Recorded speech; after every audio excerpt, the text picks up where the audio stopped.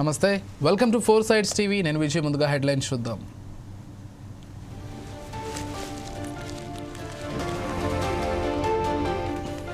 చిన్న స్థాయి వ్యక్తుల్ని ఎమ్మెల్యే చేస్తే పార్టీ పరువు తీస్తున్నారు.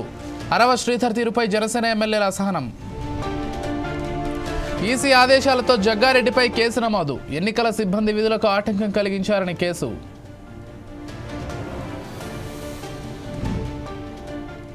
కాకానికి కోవూరు పోలీసులు నోటీసులు.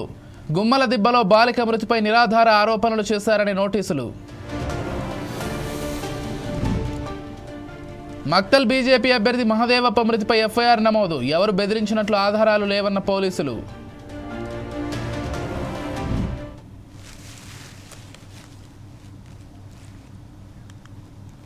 ఏపీ అసెంబ్లీ సమావేశాలు కొనసాగుతున్నాయి. ఉదయం శాసనసభ మొదలైన వెంటనే స్పీకర్ అయ్యన్న పాత్రుడు ప్రశ్నోత్తరాలు చేపట్టారు. పలు నియోజకవర్గాల్లో సమస్యలపై సభ్యులు అడిగిన ప్రశ్నలకు మంత్రులు సమాధానాలు ఇచ్చారు. అనంతరం నిర్ణీత గడువుకు 10 నిమిషాల ముందే ప్రశ్నోత్తరాలు ముగిశాయి. ఈ సందర్భంగా స్పీకర్ అయ్యన్న పాత్రుడు మాట్లాడుతూ సభలో వైసీపీ సభ్యులు ప్రవర్తించిన తీరును ప్రస్తావించారు. రాజకీయాలు, చట్టసభలు, ప్రజాప్రతినిధుల గురించి తెలుసుకుంటారని విద్యార్థులను సభకు పిలిచామన్నారు. ఇలాంటి సమయంలో గవర్నర్ ప్రసంగిస్తుండగా కొందరు సభ్యులు అనుచితంగా వ్యవహరించారని, కాపీలను చించి విసిరారని తెలిపారు. ఇలాంటివి జరగడం బాధాకరమంటూ స్పీకర్ ఆవేదన వ్యక్తం చేశారు. జరిగిన సంఘటన నాకు ఎందుకో బాధ అనిపించింది.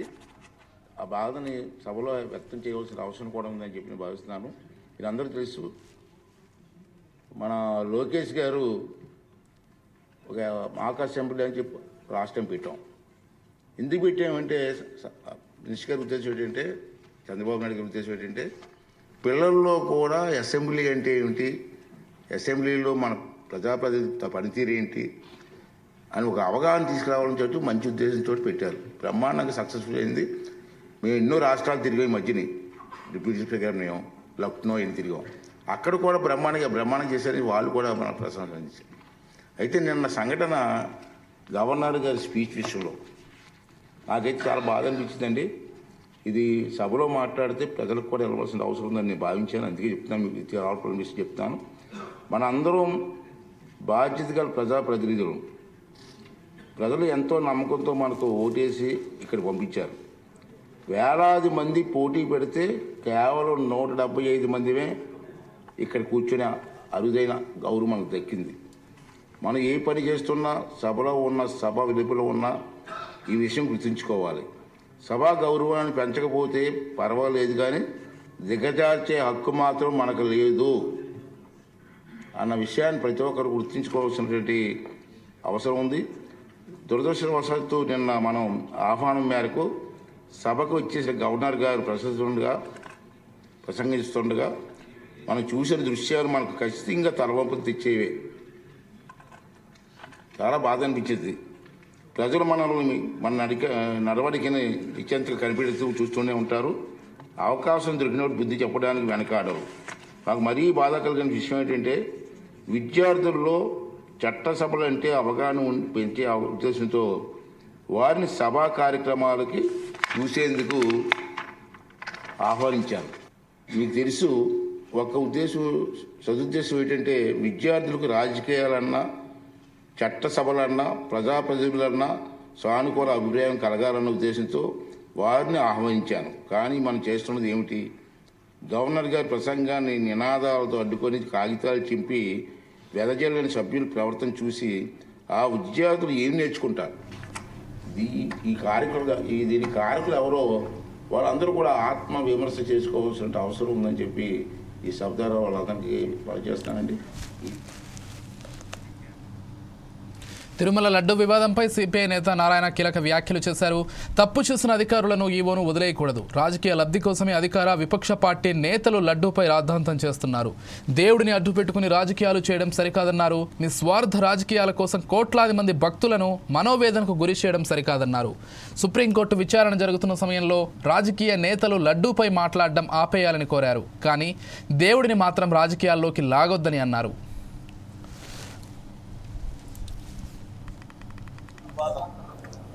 రాజకీయ నాయకులతో కూడా నోరు అదుపులో పెట్టుకోవడం మంచిది, మాట్లాడడం మంచిగా నా ఉద్దేశం. కల్తీ జరిగిన మాట వాస్తవమే, దాని దోషం శిక్షించాల్సిన మాట వాస్తవమే. సో ఎగ్జిక్యూటివ్ ఆఫీసర్ సహా వాళ్ళందరూ శిక్షించాల్సిందే ఎస్కేప్ కావడానికి. అది చట్టం పనిచేస్తాం. కానీ అటు అధికార పార్టీ ప్రతిపక్ష పార్టీ వాడు పొలిటికల్ స్వార్థపూరిత పొలిటికల్ మైలేజ్ కోసం పద్దాకా ఈ రెఫరెన్స్ ఇచ్చి లెటర్ల పైన మాట్లాడుతున్నారు. మేము ఈ రాజకీయ లబ్ధుల కోసం ఫైట్ చేసుకోండి, కానీ దేవుణ్ణి ఆటో పెట్టుకోవాలి. ఇప్పుడు కోట్లాది మంది డివోటీస్ భక్తులు, నాకు నేను మన తెలంగాణ గురించి చెప్తున్నాను, కోట్లాది భక్తులు హర్ట్ అయిపోతున్నారు, బాధపడుతున్నారు. ఎట్లా ఏం జరిగిందో వాళ్ళకి తెలియదు. కానీ కోట్లాది మంది భక్తుల్ని మనోవేదన గురి చేసే పద్ధతులతో అధికార పార్టీ కానీ ప్రతిపక్ష పార్టీ కానీ మాట్లాడబాకండి దయచేసి. దీనికి సుప్రీంకోర్టు ఇన్వాల్వ్ అయింది, సీట్ ఎంతో జరిగింది. ఆ పార్టీ ఏమని ఎస్కేప్ ప్రయత్నిస్తారు, చేయకూడదు, ఆయన ఉండాల్సిందే. అందరూ యాక్షన్ తీసుకోండి. ఈ రాజకీయ నాయకులు మాట్లాడబాకండి. మేము పొలిటికల్ ఫైట్ చేసుకోండి అధికార పార్టీ ప్రతిపక్ష పార్టీ, కానీ దేవుడిని ఆటో పెట్టుకుని చేయబాకండి దయచేసి. స్టాప్ చేయండి డిస్కషన్. మిగతా మీ పార్టీ మీరు కొట్లాడుకోండి, నాకు అభ్యంతరం. కుస్తీ పట్టుకోండి, కొట్లాడుకోండి, ఒకటి నరుక్కోండి, నాకు అభ్యంతరం. దేవుడిని ఆటో పెట్టుకుని చేయబాకండి. రాష్ట్ర ప్రభుత్వం ప్రభుత్వ వైద్యులకు షాక్ ఇచ్చింది. వైద్య ఆరోగ్య శాఖ అనుమతి లేకుండా ఏళ్ల తరబడి విధులకు గైర్హాజరవుతున్న 56 మంది వైద్యులకు షోకాజ్ నోటీసులు జారీ చేసింది. ఈ నెల 12లోగా DME ఎదుట హాజరై గైర్హాజరుకు గల కారణాలను లిఖితపూర్వకంగా వివరించాలని, లేదంటే విధుల నుంచి తొలగిస్తామని DME రఘునందన్ నోటీసుల్లో పేర్కొన్నారు. షోకాజ్ నోటీసులు అందుకున్న వారిలో 9 మంది అసోసియేట్ ప్రొఫెసర్లు, 45 మంది అసిస్టెంట్ ప్రొఫెసర్లు, 2 ట్యూటర్లు ఉన్నారు. వైద్య ఆరోగ్య శాఖ అనుమతి లేకుండా విధులకు గైర్హాజరు కావడంపై ప్రభుత్వం ఆగ్రహం వ్యక్తం చేసింది.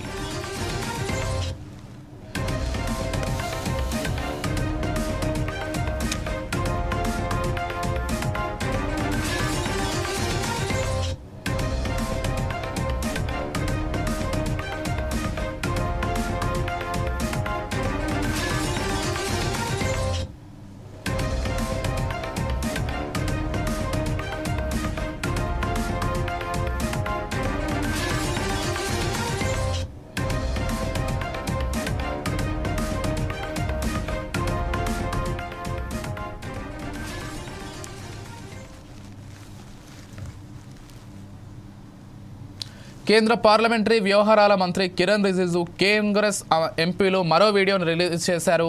ఇటీవల పార్లమెంట్లో ప్రతిపక్షం ప్రభుత్వం మధ్య జరిగిన ఘర్షణ సమయంలో భారీగా కాంగ్రెస్ ఎంపీలు లోక్సభ స్పీకర్ ఓం బిర్లా ఛాంబర్లోకి ప్రవేశించారు. అక్కడ ఎంపీలు ఆయన్ను దుర్భాషలాడి ప్రధాని మోదీని బెదిరించారని రిజిజు ఆరోపించారు. కేంద్ర మంత్రి కిరణ్ రిజిజు ఈ ఘటనకు సంబంధించిన వీడియోను షేర్ చేసి కాంగ్రెస్ పార్టీని లక్ష్యంగా చేసుకున్నారు. పార్లమెంటు కార్యకలాపాలు వాడివేడిగా జరుగుతున్న నేపథ్యంలో ఆ ఆడియో వీడియో చట్టవిరుద్ధంగా రికార్డు చేశారని ఆయన ఆరోపిస్తున్నారు.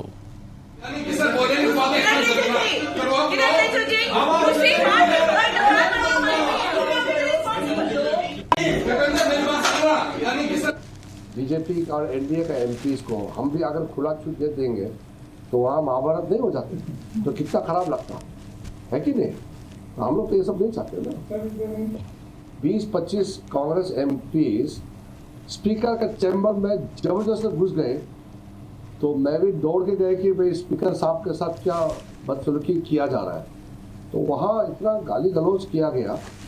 प्रियंका जी और वेणुगोपाल जी भी वही थे, उन्हीं के सामने में गाली किया है। वेणुगोपाल जी और प्रियंका गांधी जी ने गाली नहीं दिया, उनके मौजूदगी में कांग्रेस एमपीज लोग ने बहुत गाली दिया और कहा कि प्रधानमंत्री, देश का प्रधानमंत्री का हम लोग क्या करता है आप लोग देखो, प्रधानमंत्री जब आएंगे सदन में उसके साथ क्या करता है आप लोग देख लो, ऐसे दिया है।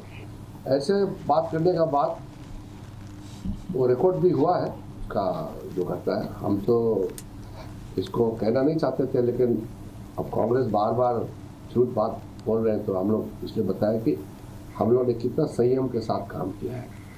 हम लोग का सहन शक्ति बहुत ज़्यादा है, हम लोग कांग्रेस के जैसे बिहेव नहीं कर सकते हैं। इसलिए मुझे तो बहुत बड़ा उम्मीद नहीं, राहुल गांधी जी सुधरेंगे, कुछ अच्छा बात करेंगे, ऐसा बहुत ज़्यादा उम्मीद तो अभी नहीं है।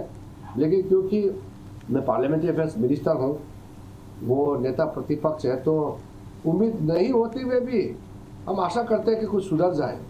हम लोग तो विपक्ष में इतने साल रहे हैं, कभी भी हमने स्पीकर के सामने में ना कागज फेंका, ना हम टेबल पे चढ़े।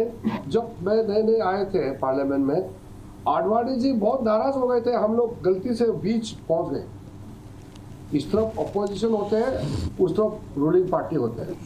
हमारे लोग हम अजमल कश्यप को फांसी देना चाहिए नारा लगा लगा कि जब नीचे वेल पे पहुंचे, थोड़ा सा आगे गया, आडवाणी जी इतना नाराज हो गया हमारे ऊपर में, कहा कि हमारे लोग वहां मत जाओ, ये उनका जगह है, हम प्रोटेस्ट करेंगे अपने जगह में बैठ करके, बिल्कुल वहां नहीं जाना। इतना डांट लगाया।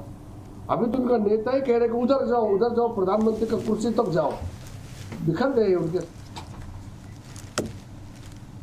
మక్తల్ బీజేపీ అభ్యర్థి మహదేవప్ప ఆత్మహత్య కేసులో రోజుకో కొత్త కథ వినిపిస్తోంది.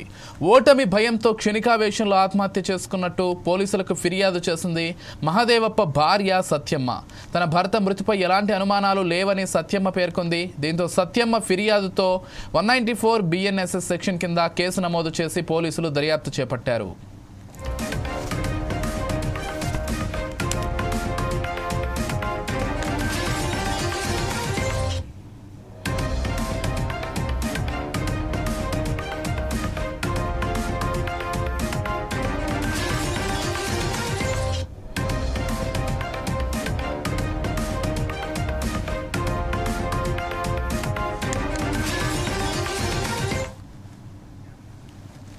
హైదరాబాద్ పాత బస్తీలో రౌడీ షీటర్ అసద్ వీరంగం సృష్టించాడు. కిరాణా షాపు యజమానిపై తల్వార్లతో అసద్ గ్యాంగ్ దాడి చేసింది. ఘటనలో పలు వాహనాలు, షాపులోని ఫ్రిడ్జ్లు, అద్దాలు ధ్వంసమవ్వడంతో పాటు బాధితుడికి తీవ్ర గాయాలయ్యాయి. దీంతో స్థానికులు బాధితుడిని ఆసుపత్రికి తరలించారు. రోడ్డుపై తల్వార్లతో దాడి చేయడంతో స్థానికులు భయభ్రాంతులకు గురయ్యారు.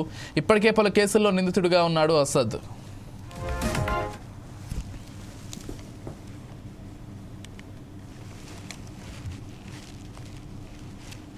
भाई असद आया, 10-15 जनों के साथ आया। भाई आया उसका छोटा, दोनों तलवारों से कत्तों से ले लेके दोनों इधर से आए। 8-10 जने ये गली में से बाजू की, वहाँ से देखो 3-4 जने गाड़ियों पे आए, कत्तों से मारना चालू कर दिए, सामान तोड़ फोड़ कर दिए। भाई ऐसा सामान लेके आया, भाई को देखो कत्ते से मार दिए, मारते भाई का हाथ डैमेज हो गया, समझा। इसके बाद सामान मैं अंदर चल गया, पूरे सामानों के ऊपर जुल्म कर दिए, पूरे तलवारों से, कत्तों से पूरा सामान चिंदिया कर दिया, अंदर घुस के पूरा कैच ले लिए, समझा। अगलों के ऊपर कैमरे में भी है, समझा। और ये जो है ना, आप ये हमेशा क्या हो गया, समझा। ये दुश्मनी पकड़ लिए लोग, जान से तो भी मारते लोग, देखो खबर को तो भी पहुँचाते, समझा। इन्हें शहर बदल रहे के ये काम करा, बोलो आप यहाँ रहता तो क्या नहीं करता था, हमारी जान ले लेता था।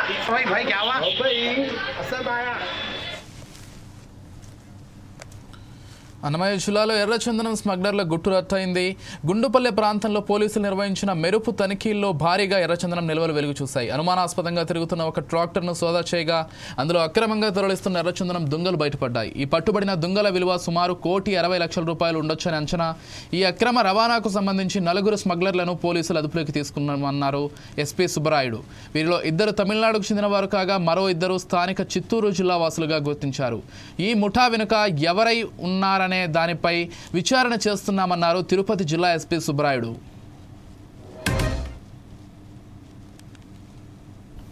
రెడ్ శాండిల్ టాస్క్ ఫోర్స్ ఆధ్వర్యంలో అన్నమయ్య జిల్లా సుండుపల్లి ఏరియాలో పించా ప్రాజెక్ట్ ప్రాంతంలో మా రెడ్ శాండిల్ టాస్క్ ఫోర్స్ యొక్క టాస్క్ ఫోర్స్ రైడ్లో భాగంగా ట్రాక్టర్ ఒకటి వాటర్ ట్యాంకర్ మీకు పక్కన చూపిస్తున్నారు. వాటర్ ట్యాంకర్లో అనుమానాస్పదంగా ఉన్నప్పుడు అక్కడ చూస్తే ఈ రెడ్ శాండిల్ లాక్స్ వాటిని పట్టుబడడం జరిగింది. అక్కడే ఉన్న ఈ 4 ముద్దాయిల్ని కూడా అరెస్ట్ చేయడం జరిగింది. ఈ విధంగా దాదాపుగా 2 టన్నుల వాల్యూ 2 టన్నులు వెయిట్ చేసే ఈ రెడ్ శాండిల్ని almost it is cost of 1.6 crores value చేసే వాటిని ఈ ట్రాక్టర్లో తరలించడానికి సిద్ధమైనప్పుడు టాస్క్ ఫోర్స్ వాటిని పట్టుకోవడం జరిగింది. ఇప్పటివరకు అరెస్ట్ చేయని కొంతమంది ఇతర దేశాల సంబంధించిన వ్యక్తులను కూడా ఇటీవల అరెస్ట్ చేయడం జరిగింది. ఇంకా కొంతమంది ఉన్నారు, వాళ్ళని కూడా అరెస్ట్ చేస్తాం. ఆ రూల్స్ అన్నీ క్లియర్గా ఎస్టాబ్లిష్ చేస్తున్నాం. తప్పకుండా అప్ టు ఎవరైతే ఎక్స్పోర్ట్ చేస్తారో వాళ్ళని కూడా అరెస్ట్ చేయడం జరుగుతుంది. రెడ్ శాండల్ టాస్క్ ఫోర్స్ ఆధ్వర్యంలో ఈజీ మనీ కోసం రోజు రోజుకు కొత్త అవతారం ఎత్తుతున్నారు సైబర్ నేరగాళ్లు. అంబేద్కర్ కోనసీమ జిల్లాలో ఎరువుల సరఫరా పేరుతో ప్రభుత్వ టీచర్కు కుచ్చుటోపీ పెట్టారు కేటుగాళ్లు.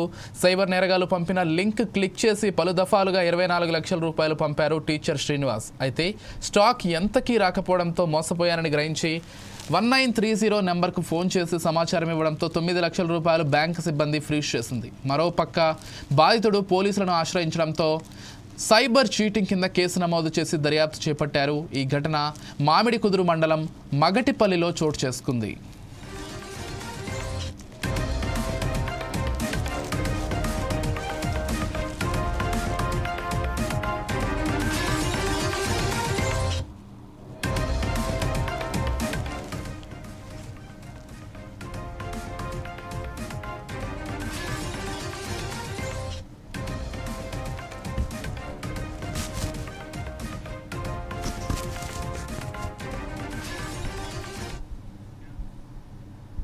జాహ్నవి కందుల కోటి ఆశలతో ఆంధ్ర నుంచి అమెరికా వెళ్లి ఉన్నత చదువులు చదువుతుండగా అక్కడ పోలీస్ పెట్రోలింగ్ వాహనం ఢీకొని దుర్మరణం చెందింది. అమెరికాలో పోలీస్ అధికారి నిర్లక్ష్యం వల్ల తెలుగు విద్యార్థిని జాహ్నవి కందుల మృతి చెందిన కేసులో కీలక పరిణామం చోటు చేసుకుంది. ఆమె కుటుంబానికి $29 మిలియన్ అంటే ఇండియన్ కరెన్సీలో దాదాపు 262 కోట్ల రూపాయల పరిహారం చెల్లించేందుకు సియాటిల్ ఒప్పందం కుదుర్చుకుంది. ఈ మేరకు సిటీ అటార్నీ ఎరికా ఇవాన్స్ ప్రకటన విడుదల చేశారు. జాహ్నవి కందుల మృతి అత్యంత బాధాకరం. ఈ సెటిల్మెంట్తో ఆమె కుటుంబానికి కాస్తైన ఉపశమనం లభిస్తుందని ఆశిస్తున్నామని సియాటిల్ అటార్నీ తమ ప్రకటనలో పేర్కొన్నారు. అయితే దీనిపై జాహ్నవి కుటుంబం తరఫు అటార్నీ నుంచి ఇంతవరకు స్పందన లేదు. ఈ కేసులో పరిహార ఒప్పందం కోసం ఇరుపక్షాలు గత వారం కోర్టులో దరఖాస్తు దాఖలు చేసినట్లు తెలిసింది.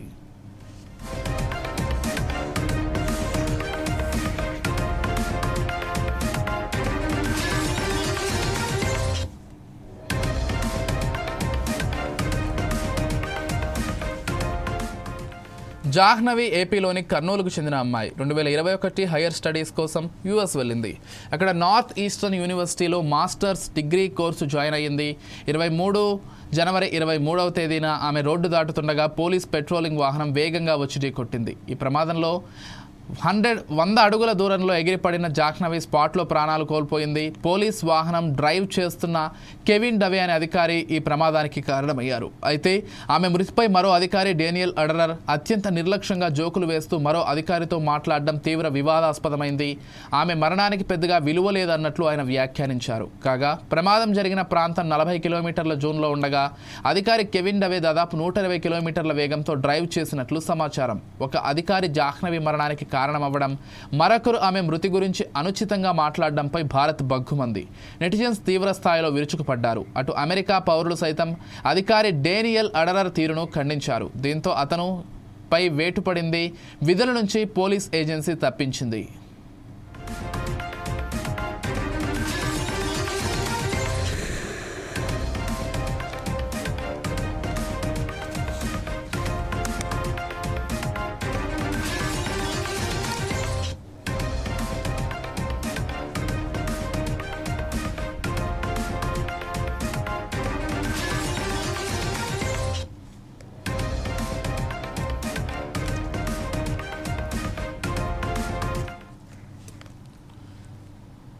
అసెంబ్లీ సమావేశాల సందర్భంగా ఎమ్మెల్యే అరవ శ్రీధర్ సభకు రాకపోవడంపై జనసేన ఎమ్మెల్యేలు అసహనం వ్యక్తం చేశారు. అరవ శ్రీధర్ తలదించుకునే పనులు చేసి పార్టీ పరువు తీస్తున్నారని ఆవేదన వ్యక్తం చేశారు. అసెంబ్లీకి రావద్దని పార్టీ పరంగా తాము ఎక్కడా చెప్పలేదని, పార్టీ వ్యవహారాలకు మాత్రమే దూరంగా ఉండాలని సూచించామన్నారు. అసెంబ్లీకి వచ్చేందుకు అరవ శ్రీధర్కు మొహం చెల్లడం లేదన్నారు. పార్టీ కోసం కష్టపడి పనిచేశామని, కేసులు భరించామని, జైళ్లకు కూడా వెళ్లి వచ్చామని, ఇప్పుడు ఎమ్మెల్యేలమయ్యామని, కొందరు మాత్రం దారి తప్పి పవన్ కళ్యాణ్ పరువు తీస్తున్నారని మండిపడ్డారు. ఒక్కసారిగా అధికారం చూసేసరికే కొందరికి కన్ను మిన్ను తెలియడం లేదని జనసేన ఎమ్మెల్యేలు ఆగ్రహం వ్యక్తం చేశారు.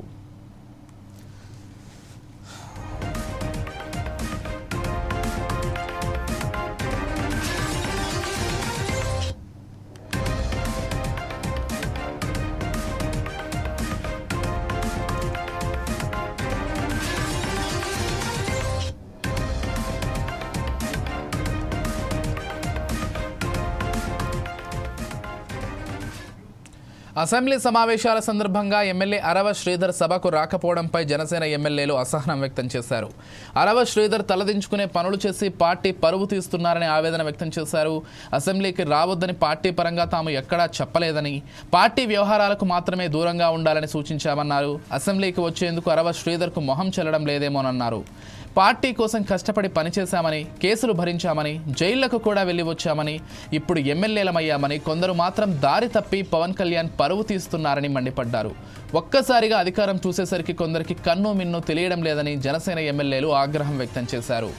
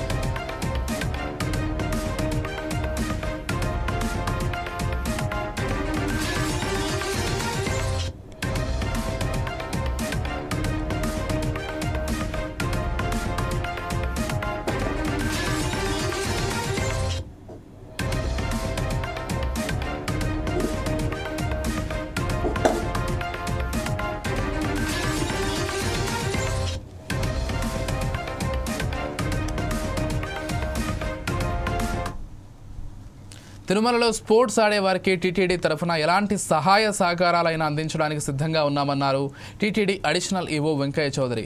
30 ఏళ్లుగా అక్కడ ఆడుతున్న స్థానికులతో కలిసి ఆయన క్రికెట్ ఆడారు. ఆటలతో పాటు తిరుమలకు వస్తున్న భక్తులను దృష్టిలో ఉంచుకొని మెరుగైన సేవలు చేయాలని సూచించారు. ఒక ఏడాది చెట్టును నాటడం వల్ల వచ్చే సంవత్సరం తిరుమలను క్లీన్గా చేయడం, మరో ఏడాది యాత్రికులకు సరైనటువంటి సలహాలు సూచనలు చేయడం లాంటివి చేయాలని వివరించారు.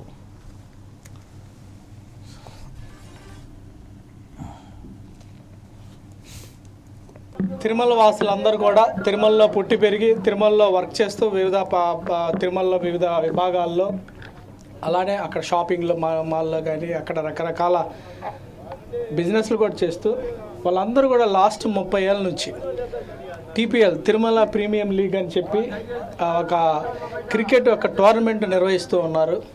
చాలా సంతోషకరమైన విషయం. అందరూ కూడా ఒకే ప్లాట్ఫామ్ మీద వచ్చి రకరకాల ప్లేసుల్లో ఉన్నా కానీ అందరూ వచ్చి ఒక 14 టీంలాగా ఏర్పడి ఈ 3 రోజులు కూడా అందరూ కూడా స్పోర్ట్స్ మ్యాన్షిప్ తోటి ఒక పండుగ వాతావరణాన్ని వాళ్ళు క్రియేట్ చేయడం జరిగింది. ఇక్కడ తుమ్మలకుంట ఈ స్టేడియంలో వాళ్ళందరూ కూడా ఈ రోజు నుంచి నెక్స్ట్ 2 రోజులు కూడా అందరూ కూడా కలిసి సంతోషంగా ఒక సోదరభావంతో, ఒక కామ్రేడ్షిప్ తోటి, ఒక కాంపిటేటివ్ స్పిరిట్ తోటి కూడా వాళ్ళు క్రికెట్ ఆడటం జరుగుతుంది. వాళ్ళందరూ కూడా ఇనాగ్రేట్ రావడం జరిగింది. వాళ్ళందరూ కూడా తిరుమలలో ఉండటం వల్ల వాళ్ళందరూ కూడా మీ అందరికీ తెలుసు చాలా బాధ్యతాయుతంగా రకరకాల ఫీల్డ్లో వాళ్ళు వర్క్ చేస్తూ ఉంటారు. వాళ్ళు ఒకవైపు తమ జీవనోపాధితో పాటు మరొక వైపు వాళ్ళు తిరుమల భక్తులు ఎప్పటికప్పుడు అడ్వైజరీ రోల్ ప్లే చేస్తూ వాళ్ళందరూ కూడా తిరుమల అడ్మినిస్ట్రేషన్లో భాగస్వాములు అయి ఉన్నారు.